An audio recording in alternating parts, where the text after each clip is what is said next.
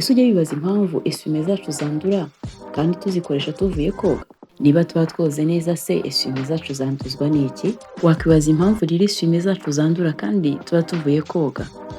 Ubushakashatsi ndetse n'abize ibijyanye n'uruhu bavuga ko turamutse twoze neza amayisime yacu atakwandura nk'uko ajya yandura. Akenshi rero iyo twoze ntabwo tumaraho umwanda wose kuko haba hari cells cyangwa se dead cells zapfuye. Ibi rero cyangwa se ibyo wakwita imbyiro mu kinyarwanda arizo uturemangingo tuba twapfuye tw'umubiri. Iyo umuntu yoze rero akisiga isabune hari igihe kushe cyangwa se izi dead cells atazimaraho nk'uko abize ibijyanye n'uruhu bitubwira. Hanyuma rero iyo utabimazeho ugasigazaho kushe zimwe na zimwe, iyo wihanaguye rero esuwime yawe niyo igenda igakoraho za cells ziba zasigayeho zapfuye, hanyuma esuwime zacu zikandura. Turamutse rero twoze neza nk'uko inzobere mu bijyanye n'uruhu babivuga, esuwime zacu ntabwo zakwandura nk'uko zijya zandura.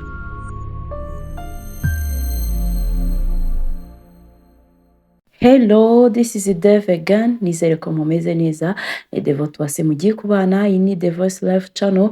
Ndabashimiye inshuti zanjye abahora abakurikirana ibiganiro byacu, bakoze subscribe, share ndetse na like. Imana ibaho umugisha namwe mugiye kubikora nonaha. Nizere ko mumeze neza. Niba mutameze neza, Imana ibane namwe, iborohereze. Abarwayi Imana ibakize kandi muhahe muronke. Ikiganiro cyaturutse ku kibazo nibajije, ariko sibwo bwa mbere nari nkibajije. Hanyuma ndavuga ngo ibyo byose hari abakunzi banjye nabo bajya bakibaza, abakurikira The Voice Live bajya bibaza impamvu esuwime zabo zandura vuba kandi bavuye mu mazi boze neza n'isabune. Ese bigenda bite? Reka rero muri kiganiro twumve icyo abadermatologue bakivugaho cyangwa se inzobere mu bijyanye n'uruhu icyo bavuga ku bijyanye na esuwime n'impamvu esuwime zandura kandi tuba twavuye mu mazi meza. Habaho rero ubwoko bwinshi bw'amayesuwime n'icyo ashinzwe gukoresha kuko na size cyangwa se ingano yazo ziba zitandukanye. Rero burya ngo ntabwo ari byiza gufata esuwime imwe ngo uyiharire umurimo umwe wo guhanagura umubiri wawe wose, kuko burya hakwiye kuba hari esuwime zitandukanye kandi zikora ibintu bitandukanye, kubera ko n'ibice ugenda uzihanaguza ntago microbe ziba ziriho hose ziba zingana, kuko hari microbe ushobora kuvana mu kirenge ukaba wazizana ukazishyira mu maso. Rero abadermatologue bavuga ko ibyiza ari ukugira esuwime zitandukanye muri size cyangwa se mu ngano, ndetse ukagira n'uburyo uzikoresha bitandukanye. Habaho ubwoko butandukanye bwa esuwime ndetse n'icyo zikoreshwa kandi n'ingano ziba zitandukanye. Arizo bita beach towel cyangwa se esuwime zo kuri beach zo ku mucanga. Esuwime rero kuba umuntu yazikenyera cyangwa se akaziyumutsa mu gihe avuye mu mazi, ushobora no kuzirambika hasi ukaziryamaho mu gihe uri ku mucanga. Izo esuwime rero zo ziba ari nini kandi zishobora nyine gukora ibyo byose hamaze kuvuga hejuru. Abaho rero esuwime zo muri dushe abantu bakoresha bihanaguza bavuye muri dushe. Abaho gym towel cyangwa se esuwime zo muri gym. Izi ni iz'abantu bakoresha bihanaguza ibyuya cyangwa se bari mu nzira bagenda. Habaho rero hand towels cyangwa se esuwime nazo zikoreshwa abantu bihanaguza intoki. Mu maresitora mujya mubibona bafite esuwime umuntu ashobora kwihanaguza cyangwa se avuye muri dushe cyangwa se avuye muri toilette akoga intoki akihanagura. Habaho rero na esuwime zo mu maso. Izi umuntu ashobora kwihanaguza mu maso, akaba ari akayisuwime gatoya ushobora kwihanaguza mu maso kajya kumera nk'aka ka gym towel cyangwa se ako muri gym, kuko nako ushobora kugakoresha uvana ibyuya mu maso cyangwa se umaze koga ukaba wakihanaguza. Izi nzobere mu bijyanye n'uruhu rero zivuga ko ntabwo ari byiza gufata esuwime imwe ngo uyiharire ibi byose twavuze hano haruguru, kubera ko ishobora kugutera ingaruka z'imyanda, ukaba wagira ama infection cyangwa se ukaba warwara ibintu ku ruhu kubera ko wagiye uvangavanga amayesuwime uyakoresha ahatagomba gukoreshwa. Rero kubera ko buri hantu haba hafite imyanda itandukanye, amamikorobe atandukanye, kuba rero wafata esuwime ukayivana hamwe ukayikoresha ahandi bishobora gutuma ugira ibibazo byo mu maso, urwara ibiheri cyangwa se ugira amallergie atandukanye kubera ko wakoresheje amayesuwime ukayavangavanga. Bishobora kugutera rero ibibazo by'uruhu, niko izi nzobere zivuga. Urugero niba wafashe isume ukayihanaguza mu mutwe kubera amaparufe yo mu misatsi, amashampo, aya mashampo rero n'ibi byose aya maporodagiti ukabizana ukabishyira mu maso ntabwo ari byiza, urumva ko bishobora gutuma uruhu rwawe rwangirika, ukaba wakwishima cyangwa ukagira amareroji utazi ahantu aturutse. Gukoresha rero amayisume atandukanye ahantu hatandukanye, ibi bituma umuntu yongera isuku y'uruhu rwe kandi akarinda ibice bimwe na bimwe bishobora kugira ibibazo nk'ibice byo mu maso. Ntabwo rero biba bifite ubudahangarwa bworoshye kuko bishobora kugira biri sensitive cyangwa se bishobora kugira ibibazo kurusha ibindi bice, ushobora gufata bagiteri ukaba wazizana mu maso ukaba wagira ikibazo. Kandi na isume zikoreshwa mu maso zigomba kuba zorohereye kugira ngo zitangiza uruhu rwo mu maso, kubera ko uruhu rwo mu maso ruba rworoshye. Ntabwo rero iyo isume uhanaguza mu maso iba imeze nka ya yindi uhanaguza mu bindi bice, niko izi nzobere zikomeza zitugira inama. Kandi bakatubwira ko mu rwego rwo kwita ku ruhu rwawe ugomba gukoresha koton, isume za koto nizo nziza kandi zishobora koroha kandi zikaba zamara igihe, zikaba zagufasha kwihanagura neza hanyuma ukagira uruhu rwiza rudafite ibibazo.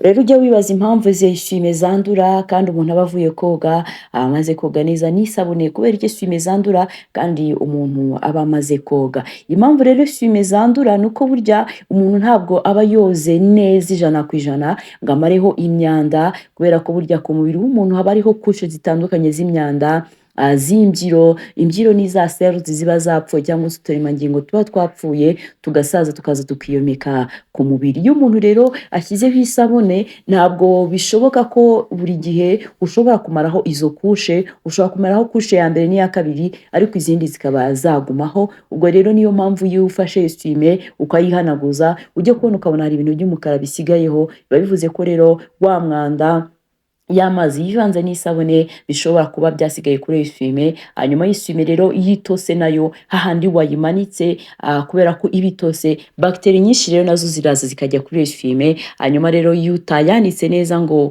za bagiteri zipfe kandi yongere yumuke, ibi rero yongeye kuyikoresha utarayimeshe cyangwa utarayanitse ngo zipfe, birumvikana ko hari umwanda wongera ukagarura ku mubiri wawe kandi uvuye muri dushe. Handi rero dusiga isume tuyimanika hatagera izuba, hatagera ubushyuhe, haba miliye nziza cyangwa ahantu heza ho gukurira bagiteri zitandukanye, kubera ko haba hatose kandi burya ngo ahantu hatose niho bagiteri zikurira cyane, kubera ko nta bushyuhe buba buhari, haba hameze neza. Ubwo rero iyo wongeye ugafata isume yawe bagiteri noneho ziba zabaye nyinshi, noneho wakwihanagura ntuvane amazi gusa kuri isume, ukongera ugashyiraho za mbyiro, za dead cells ziba zapfuye, ukongera ukazomeka kuri isume gutyo, hanyuma isume ikanandura, hanyuma kandi ikagera ikanahumura nabi kubera ko uba washyizeho ibyo bintu byose bitandukanye. Impamvu rero bagiteri zihakurira ni uko zigenda zikirira za dead cells zapfuye cyangwa se twa turemangingo twapfuye, hanyuma zikanywa n'amazi bashyize kuri isume, zikagenda zikororoka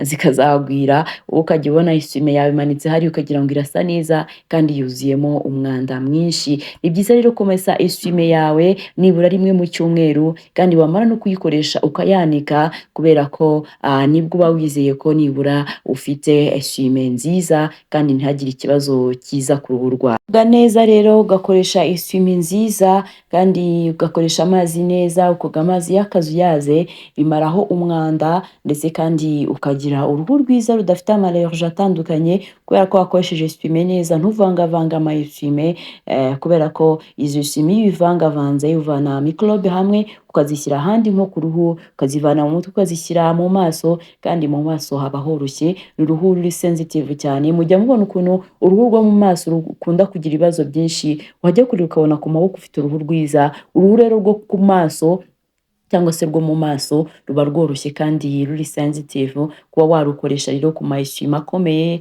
wavanye ahandi hantu ushobora kugira ibibazo bitandukanye, ukaba warwara ibiheri kandi ari wowe ubyiteye. Mu koga neza kandi uko abadermatologue batubwira, ugomba kubanza ukwishyiraho amazi, uruhu rwawe rukoroha, hanyuma rwamara koroha ukabona gushyiraho isabune ikaza gukuraho ya myanda yose nababwiye. Ntabwo imyanda yose yashiraho kuko hari imyanda hari amabacteri cyangwa se hari microorganisms mu mubiri wacu ukeneye. Niyo mpamvu n'ama antiseptique n'amasabune dukoresha ntago yamaraho ayo ma microbe yose, kuko hari ayo umubiri wacu uba ukeneye uba ugomba gukoresha. Ariko kandi koga neza, ukoga amazi y'akazuyaze bituma ugira uruhu rwiza kandi ukagira n'ubuzima bwiza nk'uko inzobere zibitubwira. Nizere ko wasubijwe ikibazo wibazaga nanjye nibazaga, impamvu esume zacu zandura kandi ukubera ko igihe twihanagura tuvuye koga ntabwo tuba twamazeho umwanda, uturemangingo tuba twashaje tuba turi ku mubiri cyangwa dead cells tujya kuri esume. Uretse amazi ajya kuri esume, mwumvishe ko na dead cells cyangwa se uwo mwanda uba wasigaye ku mubiri nawo ujya kuri esume. Mwumvishe ko kandi tugomba gutandukanya esume ntizikoreshe ahantu hose, kubera ko nko mu maso aba ari uruhu rworoshye kandi ntago wafata imyanda wakuye hirya no hino mu mano, mu mutwe ngo uyizane uyishyire mu maso, kubera ko bishobora gutera amallergie cyangwa se kuba warwaye ibiheri mu maso utazi ahantu biturutse kubera kuvangavanga ayo ma esume. Ikindi inzobere zitugiraho inama ni uko rero ugomba kwanika esume yawe mu gihe umaze kuyikoresha, kubera ko hari uba wayimanitse hari bacteries ziza zikajyaho, kubera ko za bacteries zose ziragenda zikarya za dead cells cyangwa za mbyiro, hanyuma zikanywa na ya mazi zigashisha zikamererwa neza. Waza kwihanaguza esume yawe ugasanga izanye microbe nyinshi ku mubiri wawe. Ni byiza rero gukoresha esume ukayanika kandi ukayimesa nibura mu cyumweru. Ikindi kandi ukaba wagira esume zitandukanye, esume ukoresha mu maso, esume ukoresha ahandi ku mubiri, ukoresha mu mutwe, zikaba zitandukanye, kubera ko ibi bikurinda ko wagira ibibazo bitandukanye by'uruhu, kubera ko umubiri wacu ntabwo ufite ubudahangarwa bungana. Ndagushimiye rero wabanye nanjye muri iki kiganiro, nizere ko hari byinshi wakigiyemo. Ni Devote Uwase mwari kumwe, iyi ni The Voice Live, nakagaruka tuzongere tubane mu biganiro byacu bitaha. Kandi ntibagirwe gukora subscribe niba utarayikora, ukore like, uduhe commentaire, utubwire ibyo twakuganiriza ndetse nuko ubona ibi biganiro tuguha, kandi wakora na share ugasangiza ibiganiro abandi niba byagufashije. Imana ibarinde, mwiteho, mugire ubuzima bwiza buzira umuze kandi mwikunde, mukunde n'abandi.